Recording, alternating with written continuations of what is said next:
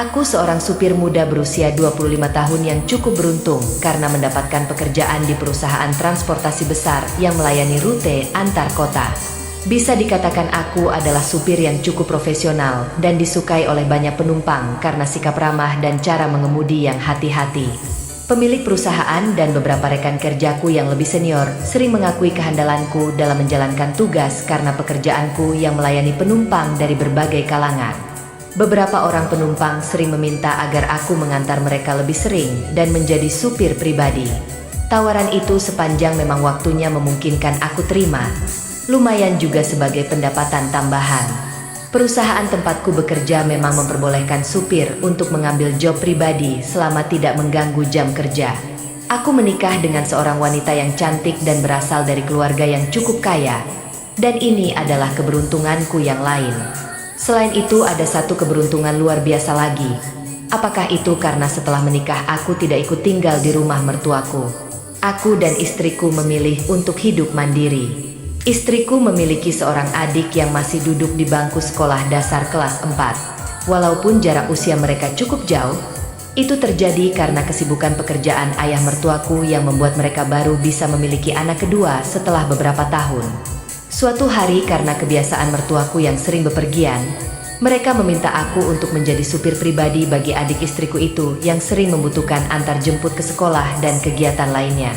Tentu saja aku tidak keberatan. Malah ini bisa menjadi kesempatan untuk membantu mereka sekaligus mendapatkan sedikit penghasilan tambahan. Namun ada kejadian tak terduga yang terjadi setelah beberapa kali menjadi supir pribadi adik istriku. Aku mulai mengenal lebih dekat dengan mama mertuaku. Istriku sering pergi bekerja, sehingga aku seringkali harus mengantar adik istriku sendirian.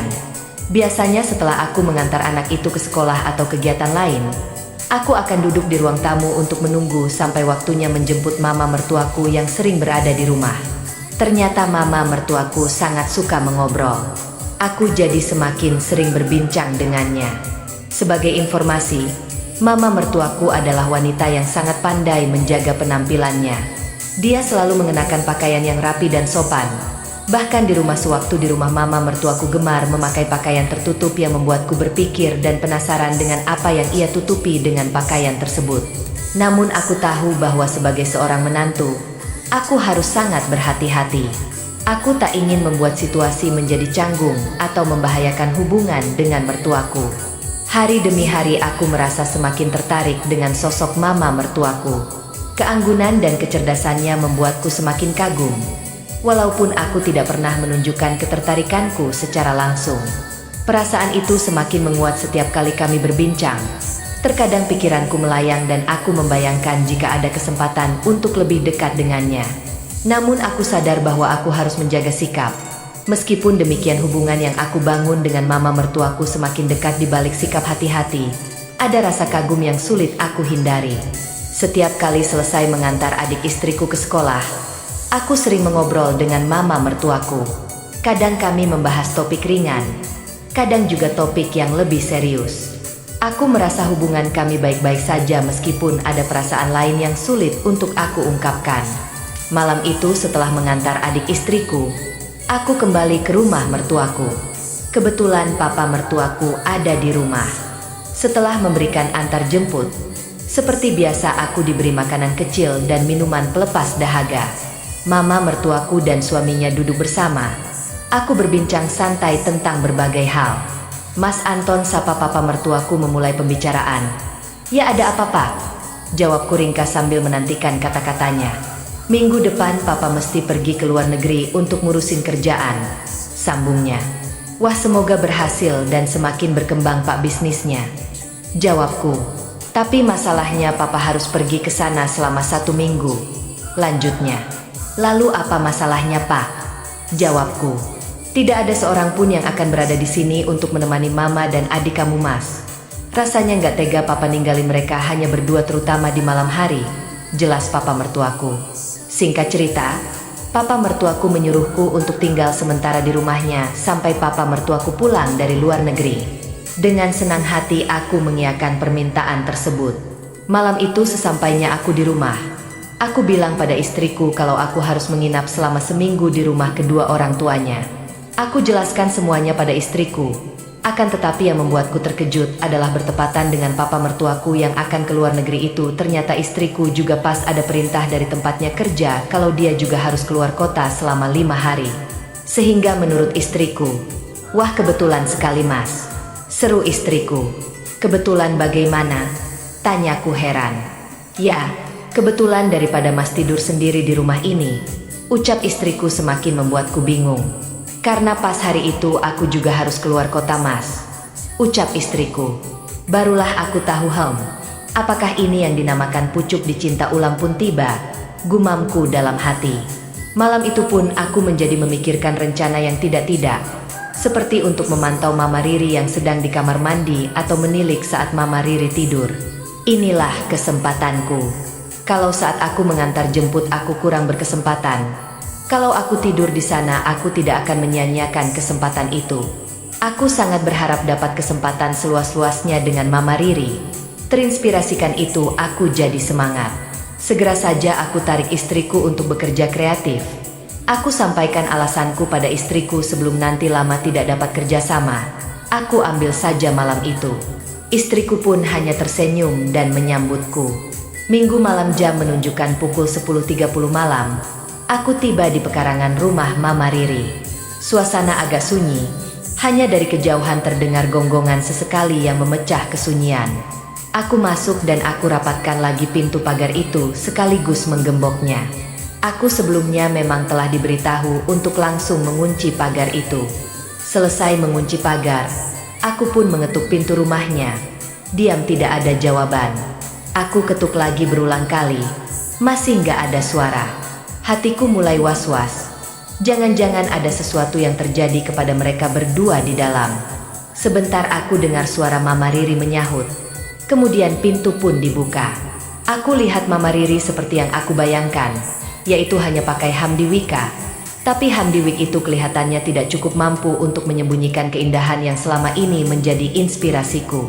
"Silakan masuk Mas," suruhnya. Aku pun masuk dan sewaktu melintasinya, aroma harum sabun masih terhirup olehku. Aku menoleh lagi ke belakang. Mama Riri sedang mengunci lagi pintu rumahnya. Aku melihatnya dari arah belakang. Wow, malam itu pun menjadikan perasaanku semakin tidak menentu. "Maaf ya Mas, kamu tadi lama menunggu," ucapnya sambil berlalu. "Tak apa-apa kok Ma," sahutku seraya menelan ludah. "Mama mandi tadi?" tanyaku.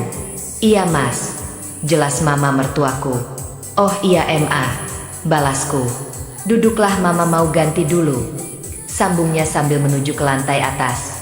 Mataku tidak lepas darinya sampai hilang dari pandangan. Aku pun duduk di sofa sambil membalik-balik majalah yang ada di situ. Tidak lama kemudian, Mama Riri pun turun tetapi tidak langsung menemuiku. Dia terus melangkah ke dapur.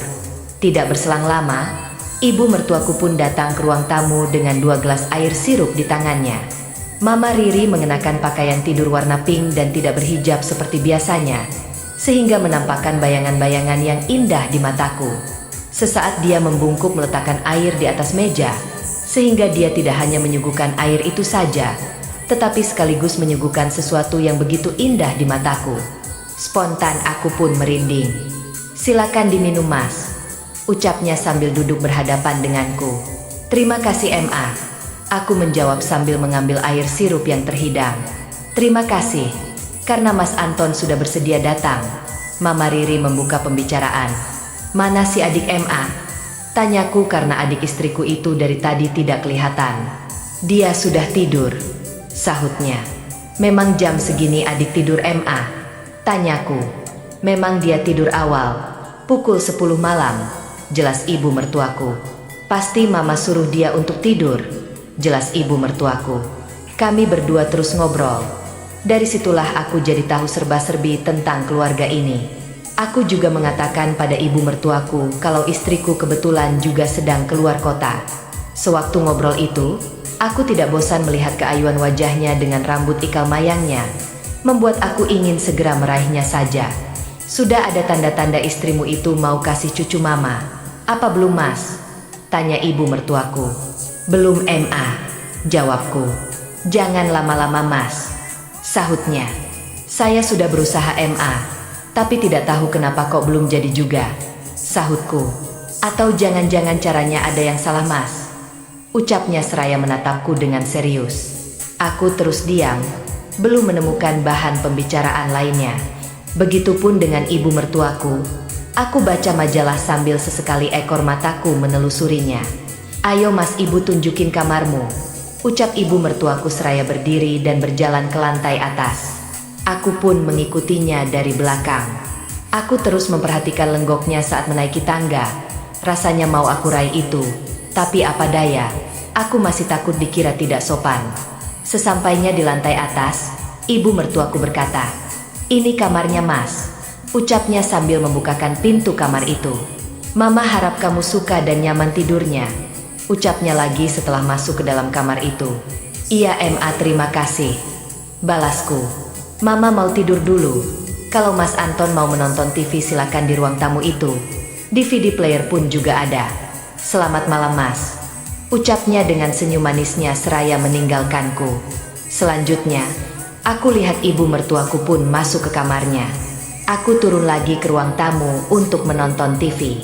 Semakin lama, mataku pun semakin mengantuk. Kulihat jam menunjukkan pukul 2.30 pagi. Aku matikan TV itu, lalu ke lantai atas. Saat aku melintasi kamar Mama Riri, aku dapati pintunya tidak tertutup dengan rapat. Timbul niat di hatiku untuk meniliknya. Pelan-pelan aku buka pintunya, lalu aku masuk ke dalam kamarnya. Mama Riri sedang tidur nyenyak menghadap ke arahku.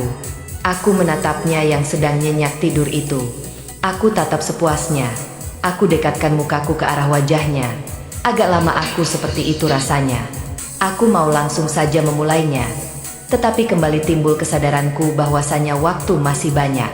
Kalau terlalu terburu-buru takutnya justru semua rencanaku akan berantakan. Kemudian aku keluar dari kamarnya dan menutup pintu kamarnya.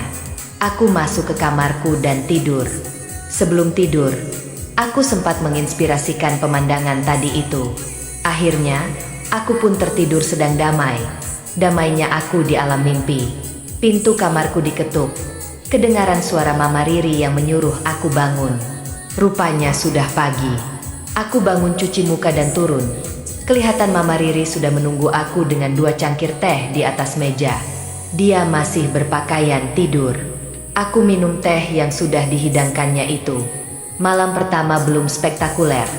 Bagaimana di malam kedua?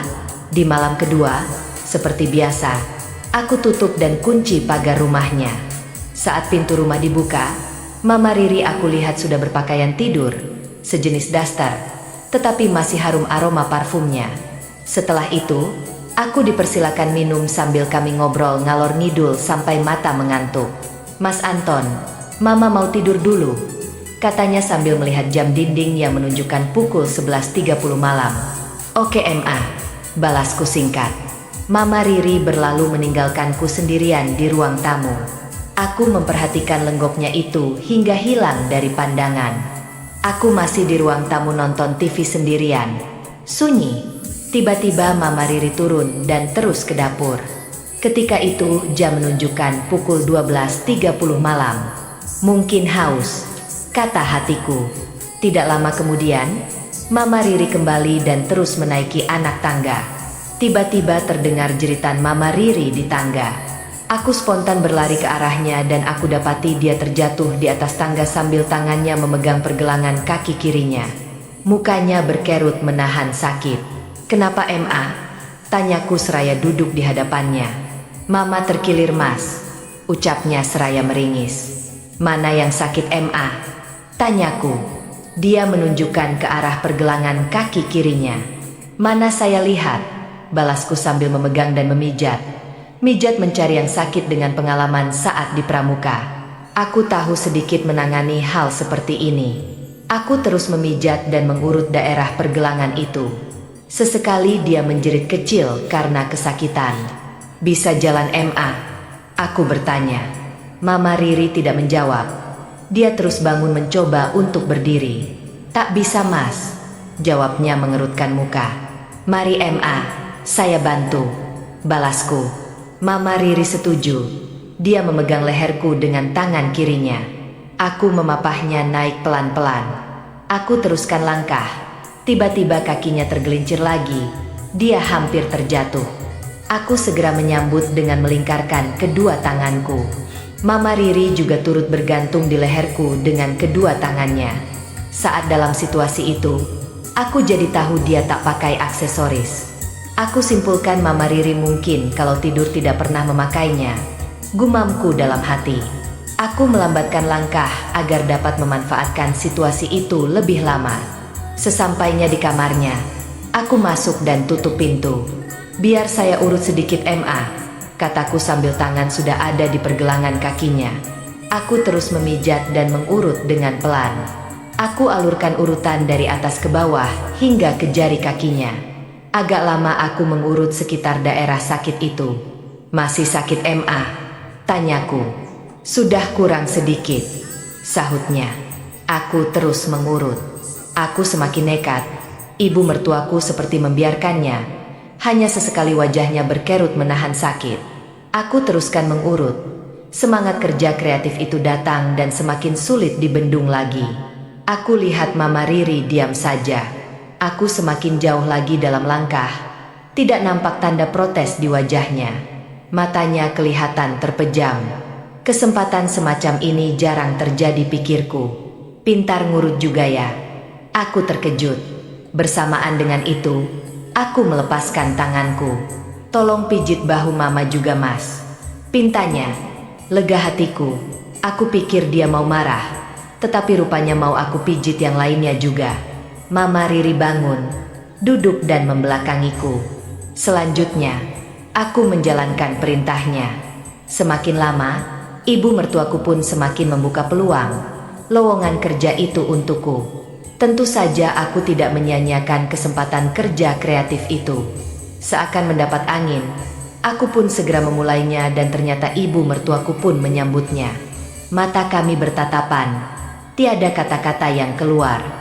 Entah siapa yang maju duluan, tahu-tahu sudah terjadi.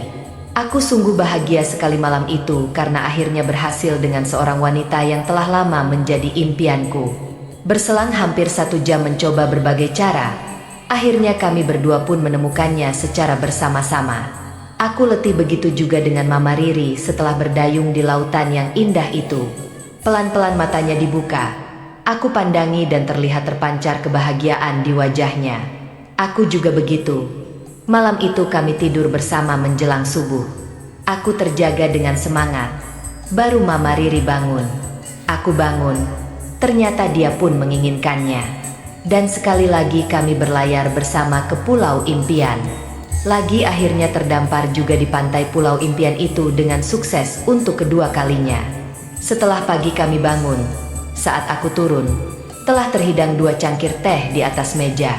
Kami minum dan aku meminta diri untuk pulang. Di muka pintu sebelum pulang, Mama Riri memberikan tanda kasih sayangnya dan mengingatkan aku agar datang lagi malam nanti. Aku mengangguk sambil tersenyum penuh arti. Masih ada lagi 5 malam sebelum suami Mama Riri pulang.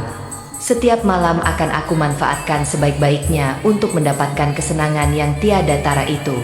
Dan selama 5 malam itulah aku memiliki kesempatan dengan ibu mertuaku dalam berbagai cara dan tempat. Aku tidak lagi tidur di kamar tamu, tetapi di kamar Mama Riri. Mama Riri menyukaiku bukan hanya di dalam kamar, malah di dalam kamar mandi juga.